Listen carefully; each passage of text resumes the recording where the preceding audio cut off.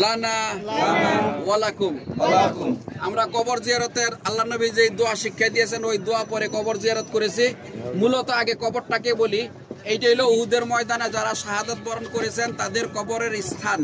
এর ভিতরে এই যে আমরা একটা গর্ত দেখতেছি না, চতুর্দিকে মাটি দেওয়া, এই গর্তের ভিতরে আছে এই ৬৭ জন সাহাবী। কতজন?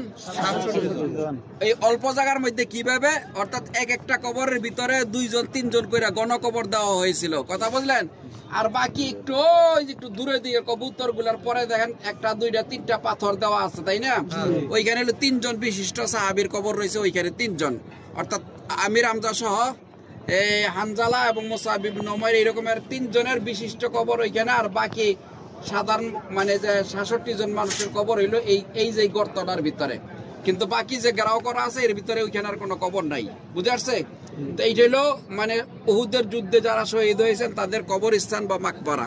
মূলত রাসূল সাল্লাল্লাহু আলাইহি ওয়াসাল্লাম দেখেন এই যে পাহাড়টা, ওই পাহাড়টার নাম হলো জাবালের রুমাত।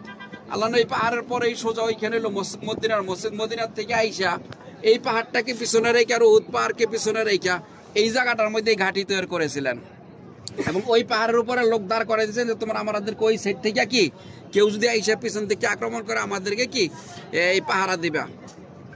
আর কাফেররা মদিনার উপর দিয়ে না আইসা মক্কা ওই দিকে সোজা ওই দিক থেকে না আইসা তারা ওই যে এখানে খেজুরের বাগান দেখা যায় ওই দিকে তাকাইলে ওই গাছগুলার পরে ওই খেজুরের বাগান ওই এরিয়াতে কাফেররা তাদের ঘাঁটি তৈরি করেছিল।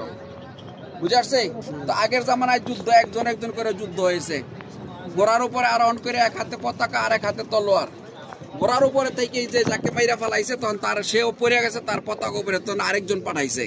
তো এইভাবে যখন যুদ্ধ হইতে হইতে এই কাফেরদেরকে পিছনে ধাও করে নিয়ে যাচ্ছে, তখন এইখানে বলছে যে মনে হয় যুদ্ধ শেষ হয়ে গেছে, এই ওরা নাই মাইসা পড়ছে। কিন্তু কাফেররা পিছন দিক থেকে খালিদ বিন ওয়ালিদের নেতৃত্বে